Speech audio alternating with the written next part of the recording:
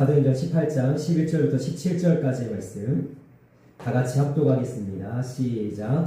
1년 6개월을 머물며 그들 가운데서 하나님의 말씀을 가르치니라.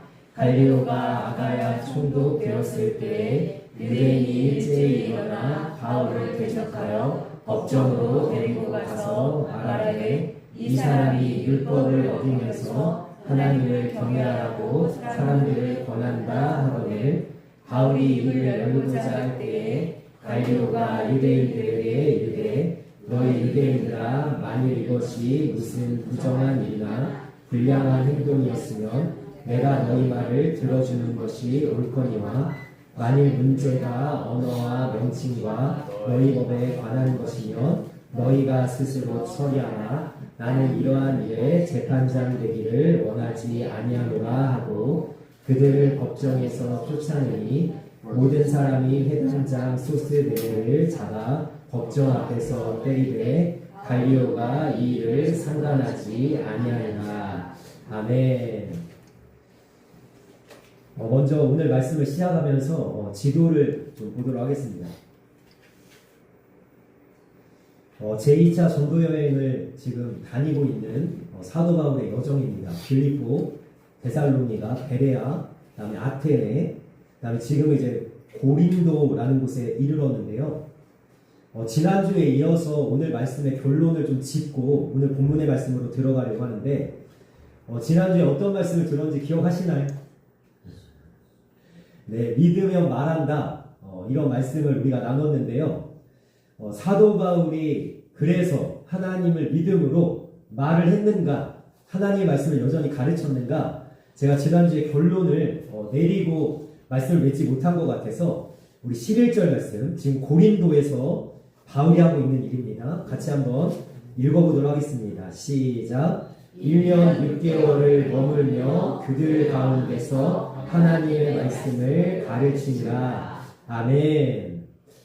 우리 예수님께서 바울에게 나타나셔서 말씀하셨습니다. 두려워하지 말고 침묵하지 말고 말하라.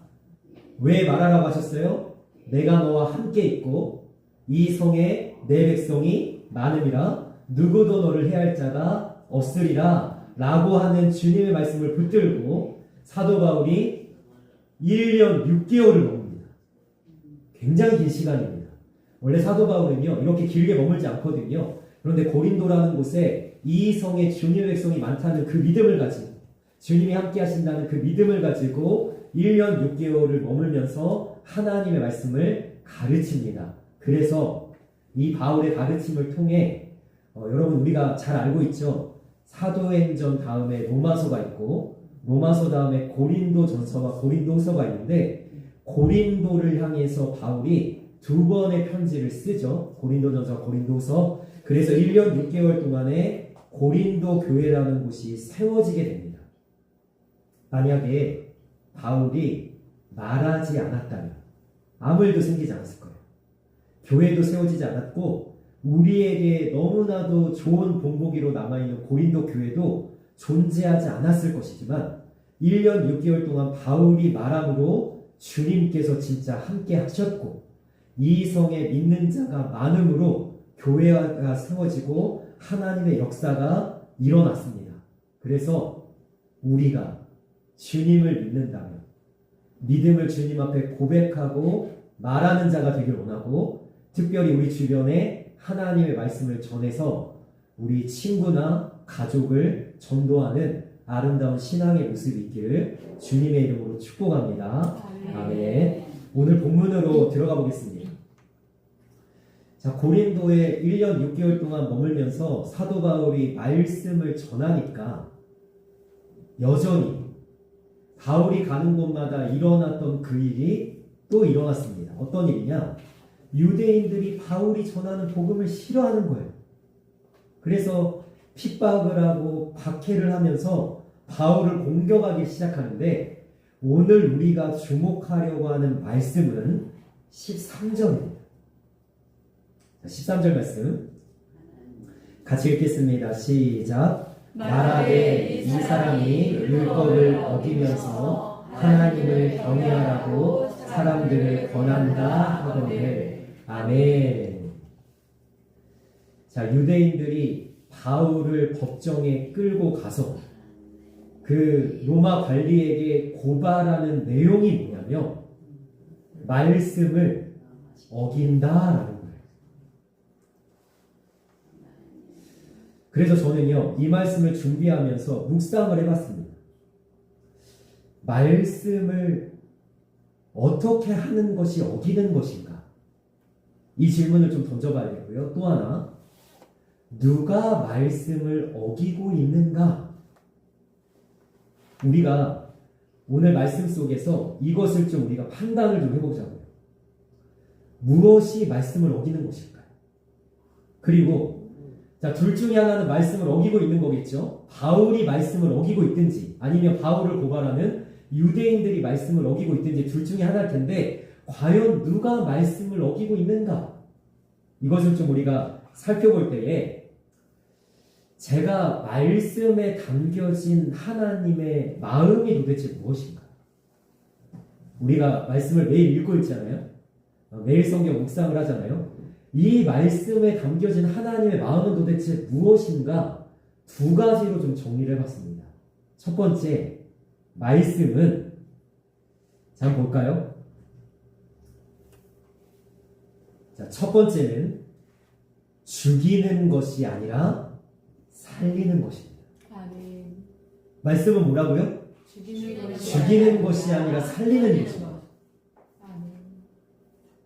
그러니까 말씀 때문에 내가 죽겠다, 말씀이 너무 무겁다, 말씀대로 살기 너무 힘들다, 이건 하나님이 하신 역사가 아니에요. 내가 말씀을 보면 볼수록, 읽으면 읽을수록, 내가 말씀을 가까이 하면 할수록, 내가 말씀을 들으면 들을수록 말씀이 내게 와서 역사되어지는 것은 뭐냐면 나를 살리는 겁니다. 아멘. 특별히 내 영혼을 살리는 겁니다. 아멘. 말씀을 듣고 말씀을 읽고 살아나는 역사가 있기를 원합니다. 아멘. 그런데 말씀 때문에 만약에 힘들다면 왜 그런가? 말씀이 내 안에 들어오잖아요. 그러면 말씀과 내가 안 맞는 게 있어요. 말씀은 거룩합니다. 말씀은 깨끗합니다. 말씀은 완전합니다. 그런데 이 말씀이 내 안에 들어오면 내 안에 더러운 것들이 드러나기 시작합니다. 죄악들, 본성들, 죽어야 될 것, 무너져야 될 것들이 내 안에 드러나기 시작하면 어떤 일이 벌어지냐? 말씀과 내가 싸우기 시작하는 거예요. 자, 그래서 내 본성과 내 죄성은 무엇을 하냐면 말씀을 거부하기 시작합니다. 나 말씀 읽고 싶지 않아. 괴롭다. 나 말씀 듣고 싶지 않아. 힘들어. 근데 이 과정을 거치셔야 돼요. 말씀이 내 안에 있는 것을 죽이고 무너뜨리고 나의 죄성과 본성을 완전히 죽여버리는 일이 내 안에서 일어나야 비로소 어떻게 되냐면 살아나는 겁니다. 아멘. 자, 이해되셨죠? 사도 바울은요, 말씀을 어기지 않았습니다. 유대인들은 사도 바울에게 말씀을 어긴다고 고발하지만 사도 바울은 말씀을 어기지 않았습니다. 어떻게 하냐면 그의 고백을 한번 보세요. 고린도서 13장 10절 말씀 같이 읽겠습니다. 시작. 주께서 너희를 넘어뜨리려 하지 않고 세우려 하여 내게 주신 그 권한을 따라 엄하지 않게 하려 함이라. 아멘. 여러분, 제가 바울이 고린도에 1년 6개월 머물면서 고린도 교회가 세워졌다고 이야기했습니다. 그 고린도 교회를 향해 바울이 편지를 쓴 것이 고린도 전서와 고린도 후서인데 그 편지에 뭐라고 이렇게 얘기하는 거예요. 주께서 너희를 넘어뜨리려 하지 않고. 바울은 고린도 성도들에게 이렇게 이야기합니다. 나는 말씀을 가지고 너희를 죽이거나 너희를 무너뜨리거나 너희를 넘어뜨리려고 이 말씀을 들고 간 것이 아니다. 주님께서 내게 원하시는 너희를 향한 마음은 뭐냐면 너희를 넘어뜨리려 하는 것이 아니라 세우려고 하시는 거다. 아멘. 바울은요, 말씀의 분명한 목적을 알고 있었어요. 세우려고 하는 거다. 그래서 바울은요, 고린도 교회를 향해서 나아갈 때, 그리고 빌립보나 데살로니가나 베레아나 아니면 아테네나 어디를 가든 간에 바울이 하려고 하는 것은 뭐냐면 영혼을 세우는 일이에요. 아멘. 저도 마찬가지입니다. 말씀을 준비해서 주일 예배를 찬양을 하고 여러분들이 지금 살아있는 하나님의 말씀을 선포하는 이유는 뭐냐면 여러분들을 무너뜨리려고 하는 게 아니에요. 여러분들을 넘어뜨리거나 여러분들이 말씀에 시험에 들거나 이걸 원하는 게 아닙니다. 말씀을 통해서 세워지는 역사가 있길 원합니다. 아멘. 여러분들의 믿음이 세워지고 아멘. 여러분들의 영혼이 세워지고 아멘. 하나님을 향한 굳건한 신뢰가 세워지는 역사가 있길 원합니다. 아멘. 바울은 이것에 대해서 분명하게 알고 있었어요. 그 다음 말씀 보겠습니다. 같이 읽습니다. 시작.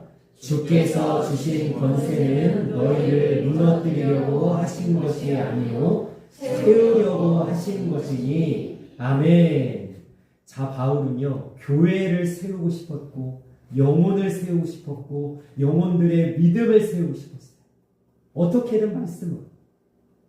제가 창세기를 읽자고 하루에 2장 읽자고 했습니다. 근데 제가 지난주에 우리 성도님의 귀한 고백을 제가 들었어요. 출근했다 돌아오면 너무 피곤하시대요. 그래서 성경 읽기가 힘드시대요. 그래도 이걸 읽자고 했으니까 잘 읽혀지진 않지만 무슨 의미인지 잘 모르지만 이야기가 무슨 뜻인지 잘 다 헤아릴 수는 없지만 억지로라도 읽는다. 아멘. 그리고 제가요 말씀 읽는 게 저도 이야기했잖아요. 저도 즐겁지만은 않다니까요. 저도 어떨 때는요 이 말씀이 무겁고요, 이 말씀이 어렵고요, 이 말씀이 어떨 때는요 너무 순종하기 힘들 때가 있어요. 그러나 어렵지만 힘들지만 말씀을 읽자고 하는 이유는 뭐냐면 오늘 바울이 이야기한 것과 똑같습니다. 무너뜨리려고 하는 것이 아니라 아멘. 뭐 하자는 거예요? 세우려고 하는 거예요. 아멘. 그래서 쉽게 제가 설명드리겠습니다. 우리가 보통 아침을 안 드시는 분도 계시고 저녁을 안 드시는 분도 계시겠지만 보통 하루에 3끼를 먹습니다. 그죠? 아침, 점심, 저녁을 먹습니다. 이 밥을 먹는 것은 몸을 위한 거예요. 살아야 되잖아요. 그죠? 안 먹으면 죽잖아요. 그래서 몸을 위해서 우리가 한 끼라도, 하루에 한 끼라도 제대로 먹으려고 할 때에 건강해지죠. 잘 먹고 골고루 먹고 반찬을 잘 챙겨 먹으면 건강해지듯이 내 영혼에도 양식이 필요합니다. 여러분 영혼에게 밥을 먹일 수는 없잖아요. 그죠? 영혼에게 무슨 스테이크 썰어가지고 야 영혼아 살아나라 먹일 수는 없잖아요. 영혼의 양식은 뭡니까? 말씀입니다. 아멘. 그러니까 내가 오늘 한 끼 식사를 제대로 해서 몸을 건강하게 해야지 라고 생각하듯이 내가 오늘 한 장이라도 한 절이라도 말씀을 읽어서 내 영혼을, 내 믿음을 건강하게 해야지. 아멘. 자, 그러면 어떤 증상이 나타날까요? 내가 밥을 안 먹으면 힘이 빠지죠? 그리고 몸이 아프죠? 병이 들죠? 똑같습니다. 영혼이 말씀을 안 먹으면 어떤 일이 벌어지냐면 하나님으로부터 멀어지기 시작하고 믿음이 흔들리기 시작하고 내 영혼이 허약해지기 시작해요. 그런데 왜 우리가 이것을 인식을 잘 못하냐? 몸은요 사람들이 알아봅니다. 왜 이렇게 얼굴이 누렇게 떴어? 왜 이렇게 얼굴이 말랐어? 왜 오늘은 이렇게 안 좋아 보여? 이렇게 아는데 영혼은요 말라가는지 잘 안 보여요. 허약해지는지 잘 안 보여요. 영혼이 지금 병들어 있는지 아픈지 잘 안 보여요. 그런데 체크하셔야 돼요. 내 영혼이 지금 어떤 상태인지. 그래서 우리가 말씀을 대하고 말씀을 읽는 것은 왜 그렇게 한다고요? 세우려고 하는 것입니다. 아멘. 자, 그런데 바울은요 원래 말씀 때문에 세우는 자가 아니었습니다. 원래 말씀 때문에 뭐 하는 자였냐면 죽이는 자였어요. 자, 바울의 고백을 한번 보겠습니다. 같이 읽습니다. 시작. 내가 이 돌을 박해하여 사람을 죽이기까지 하고 남녀를 결박하여 옥에 넘겨놓으니. 아멘. 바울은요 하나님을 위한다고 하면서 하나님의 말씀을 따른다고 하면서 사람들을 죽이려고 쫓아다녔어요. 근데 바울이 착각을 했죠. 무슨 착각이요? 이것이 진짜 하나님이요. 이것이 정말로 하나님을 경외하는 거다. 나는 하나님을 향해서 열심히 있다. 그러면서 바울은요, 사람을 죽이기 시작합니다.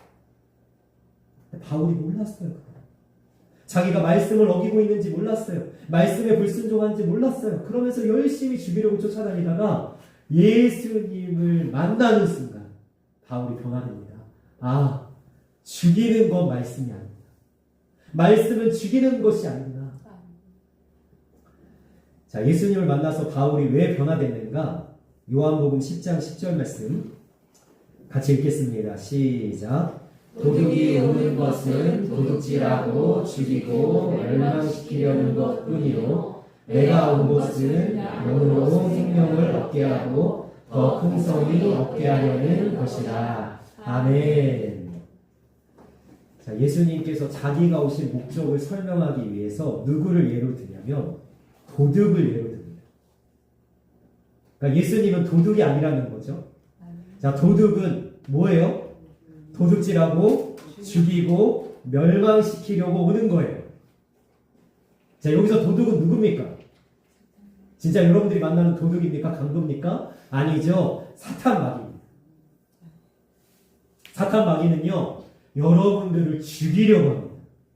여러분들에게 찾아와서 하는 일이 뭐냐면 여러분들의 것을 빼앗고 여러분들을 멸망시키려고 어떻게 해서든 지옥에 떨어뜨리려고 애를 쓰는 것이 사탄 마귀거든요. 그래서 지금 이 시간에도 죄송하지만 사탄이 역사하고 있습니다. 내가 말씀을 듣고 있는데 자꾸 졸린다. 누가 졸게 하는 걸까요? 말씀 들으면 살거든요. 말씀 들으면 영혼이 깨어나거든요. 말씀을 들으면 이 사람이 정말 하나님의 사람으로 세워지거든요. 사단이 그거를 너무 싫어하니까 말씀을 듣는 것을 방해합니다. 나는 말씀 시간에 지금 졸지 않습니다. 여러분, 나를 똑바로 쳐다보면서 말씀을 듣고 계셔도 딴 생각을 하고 계시다면 자꾸 집에 무엇을 두고 온 게 생각이 나고 어제 있었던 일이 생각이 나고 내일은 또 내가 어떻게 살아가야 되는지 생각이 난다면 여러분, 사단이 방해하고 있는 거예요. 사단이 찾아와서 하는 일이 뭐라고요? 도둑질하고 멸망시키고 죽이려는 것뿐입니다. 그런데 예수님께서 오셔서 하시는 일은 뭐냐면 양이라는 거. 여러분, 우리는 예수님이 양인 줄 믿습니다. 아멘. 여호와는 나의 목자시니 내가 부족함이 없으리로다. 아멘. 아멘. 우리는 양인데 우리로 생명을 얻게 하고. 아멘. 예수님께서 이렇게 선포하시는 거예요. 말씀을 듣고 살아라. 아멘. 말씀을 읽고 살아라. 말씀으로 너희들 살아라. 아멘. 주님 말씀하시는 거예요. 우리는 말씀으로 생명을 얻습니다. 아멘. 그런데 그냥 생명만 주시는 것이 아니에요. 심폐소생술에서 간신히 숨만 붙어있게 하시는 것이 아니에요. 뭐라고 말씀하십니까? 더 풍성히 얻게 하려는 것이라. 아멘. 여러분, 생명을 얻은 걸로도 부족해서 더 풍성한 생명으로 사는 것은 무슨 의미냐? 여러분, 우리가요, 삶에 기쁨이 없잖아요. 사는 게 아니에요. 내가 오늘 아침에 눈을 뜬 게 기쁘지 않아요? 오늘 아침에 밥을 먹는 게 기쁘지 않아요? 오늘 학교에 가는 게 기쁘지 않아요? 오늘 일터에 출근하는 게 기쁘지 않아요? 여러분, 이것이 살만 나는 인생입니까? 그런데 삶에 소망이 없는 것도 살아있는 것이 아닙니다. 나는 내일을 꿈꾸지 않아요. 나는 1년 뒤가 기대되지 않아요. 나는 신앙의 삶을 살면서도 천국이 소망되지 않아요. 그러면 살맛이 안 나는 거예요.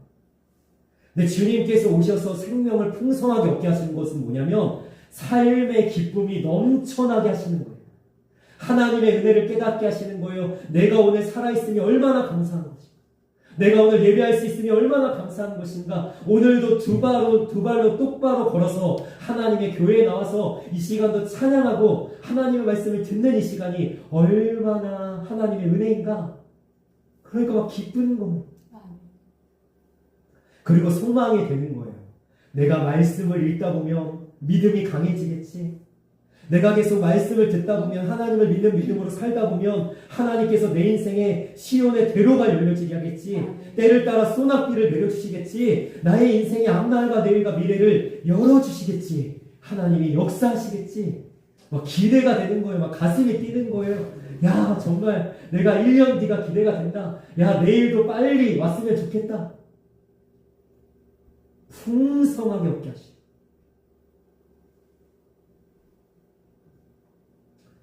자, 그 다음 말씀 보겠습니다. 요한일서 4장 9절 말씀 같이 읽습니다. 시작.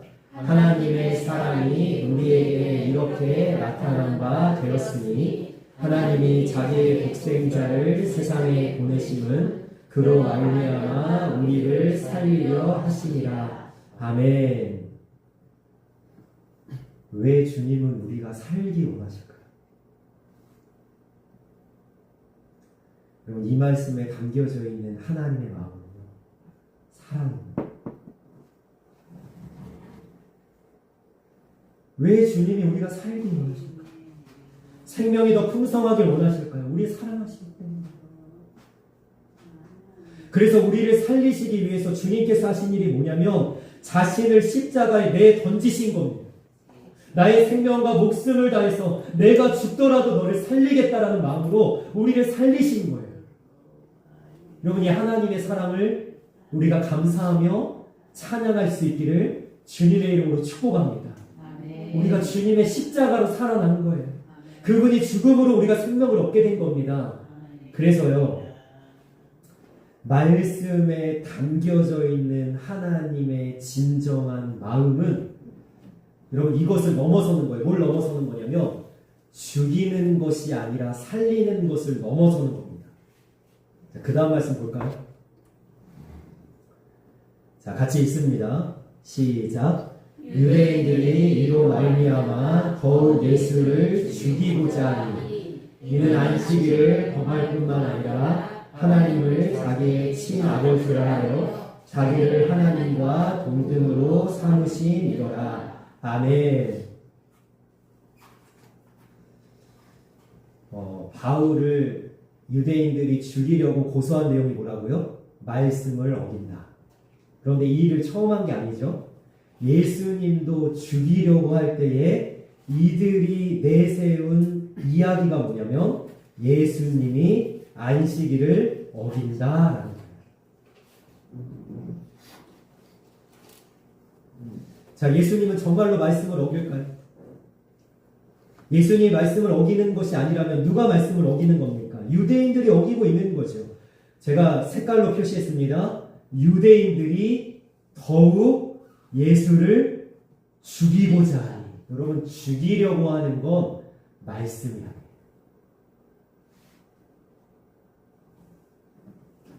내가 말씀을 가까이 하고 말씀을 읽고 말씀을 듣는데 자꾸만 누구를 향해서 미워하는 마음이 생긴다, 복수심이 생긴다. 여러분, 말씀 잘못 지금 접하고 계신 거예요. 오히려 말씀이 내 안에 들으면 어떤 일이 생기냐면 그 사람을 용서하고 싶고요, 그 사람을 사랑해야겠다는 마음이 들고요, 그 사람에게 복수하겠다는 마음이 아니라 그 사람을 한번 만나서 내가 먼저 사과해야겠다는 마음이 듭니다. 그럼 말씀이 우리 안에 일으키는 것은요, 다툼이 아니에요. 싸움이 아니에요. 한번 너 죽고 나 죽자 이렇게 달려드는 것이 아니에요. 말씀이 내 안에 진짜 들어오면 어떤 일이 벌어지냐면 죽이려는 것이 아니라 오히려 내가 죽어야 되겠다는 마음이 듭니다.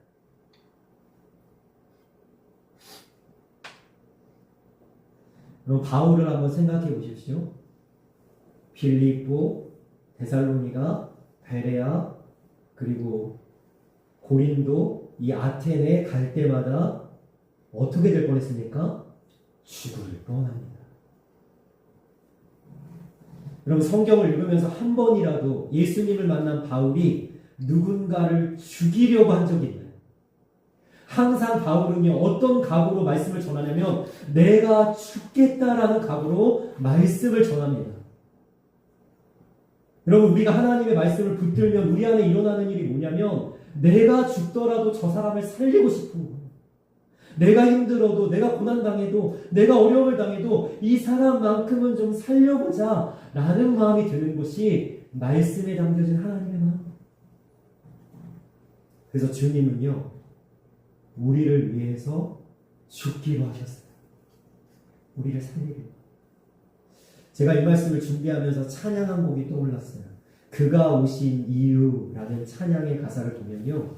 우리가 도저히 이해할 수도 없고, 여러분 찬양할 수 있습니다.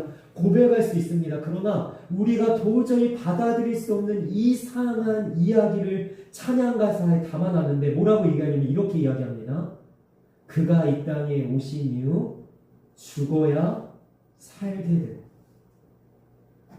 져야만 승리하는 놀라운 신비.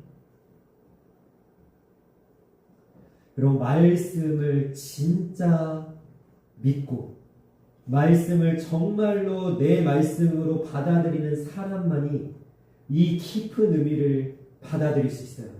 죽어야 살게 돼. 져야만 승리한다. 예수님 어떻게 하시죠? 십자가에 못 박으려고 달려온 그 로마 병정들과 싸우지 않으시죠? 어떻게 하십니까? 지십니다. 십자가에서 매달아 못 박으려고 하는 로마 병정들에게 아무런 힘과 권력을 사용하지 않으십니다. 그냥 지십니다. 죽기로 하신 거예요. 예수님이 그렇게 패배함으로, 그렇게 무너짐으로, 그렇게 모든 물과 피를 다 쏟음으로 온 세상에 생명이 흘러 넘치게 되었습니다. 예수님이 자신을 내어주신 것. 그래서 말씀에 담겨진 놀라운 의미는 뭐냐면 예수님께서 이렇게 말씀하십니다. 마태복음 16장 24절 말씀입니다. 같이 읽겠습니다. 시작. 이에 예수께서 제자들에게 이르시되 누구든지 나를 따라오려거든 자기를 부인하고 자기 십자가를 지고 나를 따를 것이니라. 아멘. 여러분 이 말씀 어렵게 써있지만 한마디로 얘기하면 이렇게 되는 겁니다. 죽을 각오를 하지 않으면 나를 따라올 수 없다.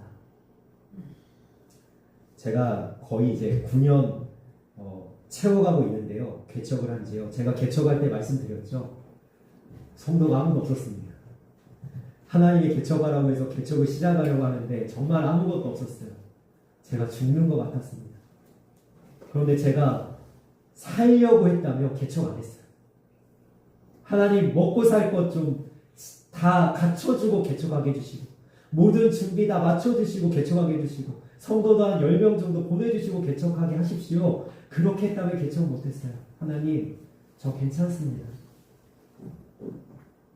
저 지금도 목회를 시작한 지 8, 9년을 지금 맞이하고 있는 지금도 마찬가지 마음으로 주님을 따라갑니다. 하나님 아무 일도 일어나지 않아도 제 목회가 정말로 꽃 피우고 내 시대에 열매 맺지 않아도 정말로 하나님 부흥을 제가 경험하지 못해도 괜찮습니다. 저는 주님 따라 그냥 가겠습니다. 때로는 죽을 각오로 때로는 고난을 감수하고 주님을 사랑하는 그 마음으로 나아가겠습니다. 이 사람이 예수님 따라갈 수 있어요. 예수님도 없고 세상에 물질도 없고 예수님도 없고 세상에 인기도 없고 예수님도 없고 세상의 부유함도 내가 차지하겠다. 여러분 두 양다리를 걸치는 사람 예수님 쫓아갈 수 없어요. 나는 예수님 한 분이면 됩니다. 내가 죽더라도 내가 부인되고 내 십자가를 지고 따라오려고 하더라도 나는 주님이면 됩니다. 라는 그 마음으로 따라가는 사람이 주님을 따를 수 있는 거예요. 그래서요 말씀이 우리에게 주는 하나님의 마음은 뭐냐면 죽이려는 것이 아니라 죽으려는 것인데 여러분 이 말씀 오해하지 않으시길 원합니다. 이게 결국엔 사는 길이에요. 자, 말씀 한번 볼까요? 자, 죽으려고 하는 것이 진짜 살게 되는 것이기 때문에 말씀을 한번 읽어보겠습니다. 시작. 누구든지 제 목숨을 구원하고자 하면 잃을 것이요 누구든지 나를 위하여 제 목숨을 잃으면 찾으리라. 아멘. 여러분 내가 목숨을 걸고 주님을 따라가면 주님이 우리를 살리실 거예요. 아멘. 그런데 나 한번 살아보겠다고 이기적인 마음 그리고 주님보다는 나를 더 우선하는 그 마음이면 주님을 따라갈 수도 없고 그 사람은 결국에는 주님이 주시는 그 은혜와 영생을 맛볼 수가 없는 겁니다. 바울은 이것을 알기 때문에 지금 말씀을 쫓아서 죽을 각오로 하나님의 말씀을 전하고 있는데 여러분 말씀의 첫 번째 의미를 제가 말씀드렸습니다. 죽이려고 하는 것이 아니라 살리는 것. 자, 두 번째 의미는요. 말씀의 두 번째 의미는 선을 행하는 겁니다. 아멘. 여러분 기억하십시오. 고린도에 있었던 유대인들이 바울을 고소했던 내용이 뭐냐면 저가 말씀을 어긴다라고 이야기했습니다. 제가 질문을 던졌습니다. 누가 말씀을 어기고 있느냐? 여러분 보세요. 17절 말씀 같이 읽겠습니다. 시작. 모든 사람이 해당장 소스데네를 잡아 법정 앞에서 때리되 갈리오가 이 일을 상관하지 아니하니라. 아멘. 여러분 유대인들이 바울을 고소를 했습니다. 그런데 이 천부장이 듣지를 않아요. 이 총독이 갈리오가 듣질 않습니다. 그러니까 어떻게 하냐면요. 유대인들이요. 들으라고 회당장 소스데네를 잡아서 때리고 있습니다. 말씀대로 사는 사람이 누군가를 잡아 때립니다. 말씀의 사람이 누군가를 잡아서 해를 끼칩니까? 여러분 이 사람들은 말씀의 사람이 아니에요. 유대인들이 오히려 말씀을 어기고 있는 겁니다. 말씀에 담겨진 하나님의 마음은 뭐냐면요. 선을 행하는 거예요. 아멘. 요한복음 5장에 나와 있는 말씀을 같이 읽겠습니다. 시작. 거기 38에 된 병자가 있더라. 예수께서 이르시되 일어나 내 자리를 들고 걸어가라 하시니 그 사람이 곧 나아서 자리를 들고 걸어가니라. 이날은 안식일이니 유대인들이 병나은 사람에게 이르되 안식일인데 내가 자리를 들고 가는 것이 옳지 아니하니라. 아멘. 여러분 예수님은 선을 행하시죠. 어떤 선을 행하셨죠? 38년 된 병자를 그 자리에서 일어나게 하셨어요. 아멘. 여러분 여기서 선을 행한다라고 했을 때 여러분 무엇이 선입니까? 우리가 행해야 될 선이 무엇일까요? 남에게 얼마의 돈을 베풀고 우리가 나눠주고 구제하는 것을 여러분 선이라고 생각했지만 그것도 선이지만 이 말씀에 담겨진 선은 어떤 거냐면 기뻐하는 사람과 함께 기뻐하고 눈물을 흘리고 있는 사람과 함께 눈물 흘리는 것이 우리가 행해야 될 선입니다. 여러분 보세요. 38년 된 병자가 병이 나았어요. 그럼 어떻게 해야 되죠? 이 사람이 그 자리를 들고 일어나서 걸어가기 시작하면 그날이 안식일인 게 뭐가 중요해요? 38년 된 병자가 맨날 누워있어서 아파하고 고통스럽게 있었던 이 병자가 나았으면 어떻게 해야 되냐면 야 정말 네가 나았구나. 얼마나 기쁜 일이냐. 네가 드디어 일어났구나. 네가 정말로 병이 회복됐구나. 야 얼마나 너를 위해서 기도했는데 얼마나 기쁜지 이렇게 얘기해야 되는데 유대인들 딱 한마디 합니다. 옳지 않도다.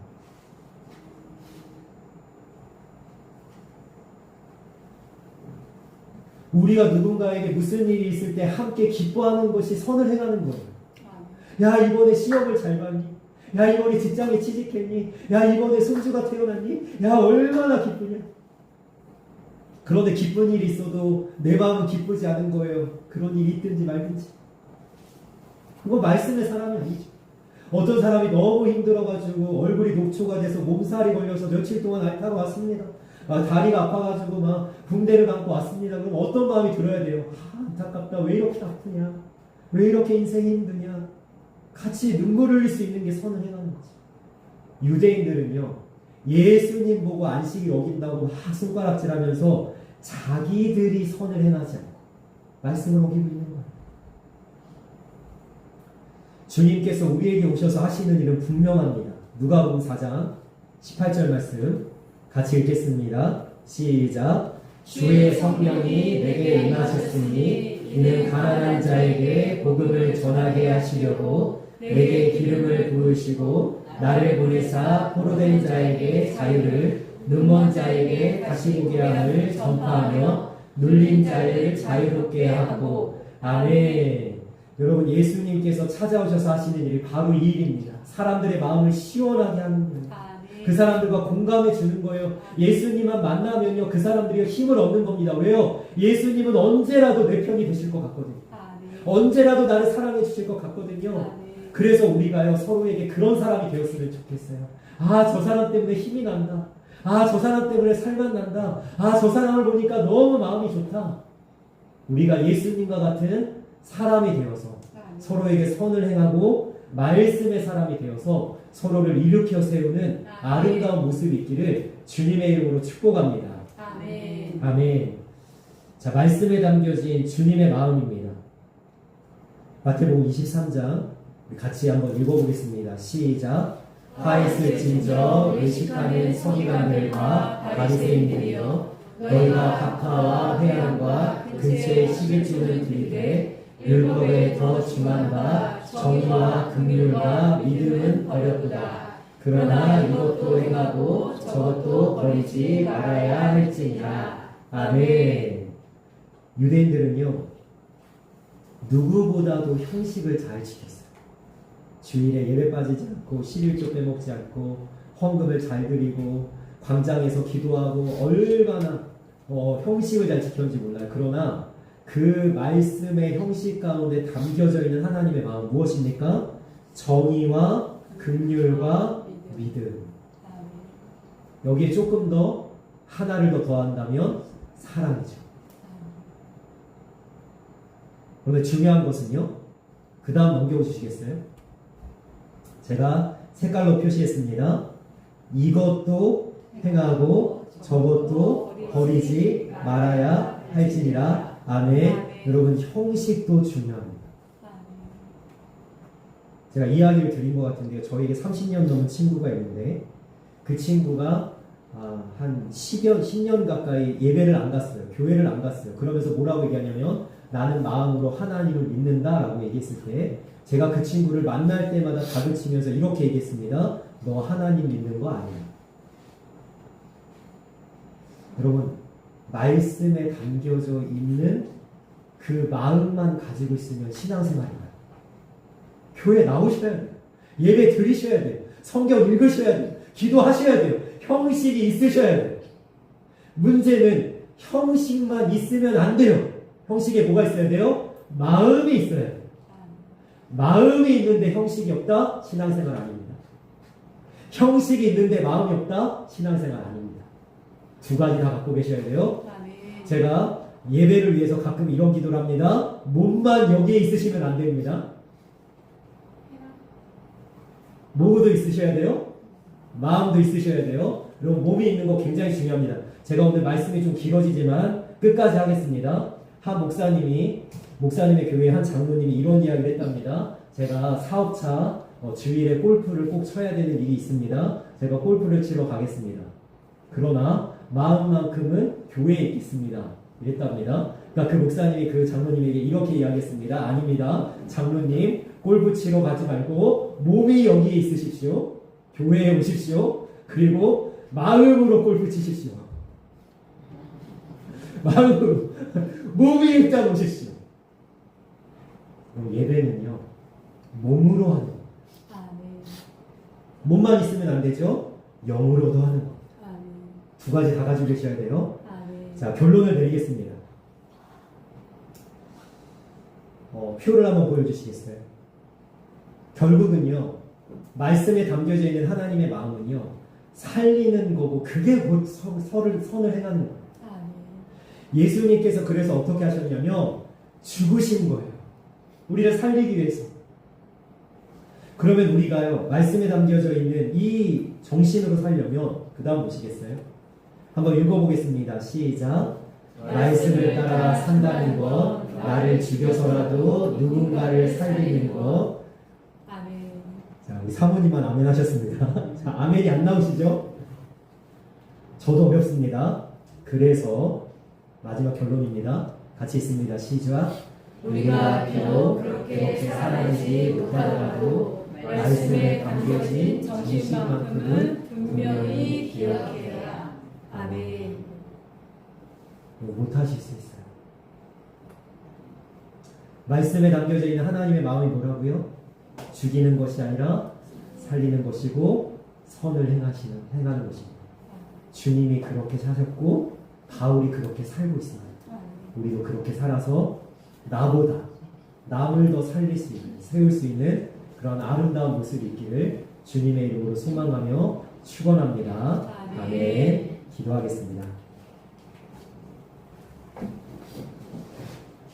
사랑하는 아버지, 이 시간에도 하나님의 말씀을 듣고 주님 앞에 서 있음을 감사합니다.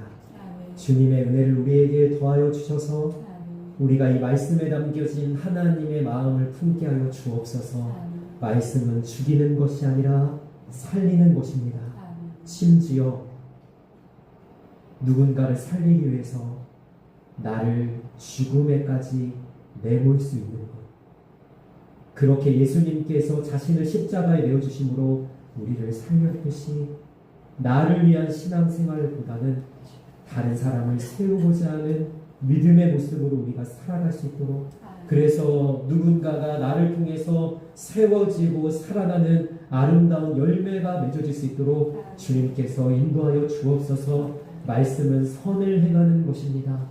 누군가 기쁜 일이 있다면 함께 기뻐하고, 누군가 힘든 일이 있다면 함께 힘들어하며 공감하는 것이 선을 행하는 것입니다. 우리가 그러한 마음을 가지고 한 마음과 한 뜻이 되어져서 우리가 함께 교제하면서 함께 지어져가는 아름다운 성전이 되어질 수 있도록 우리들의 마음과 믿음과 우리들의 영혼을 주님께서 굳건하게 붙잡아 주옵소서.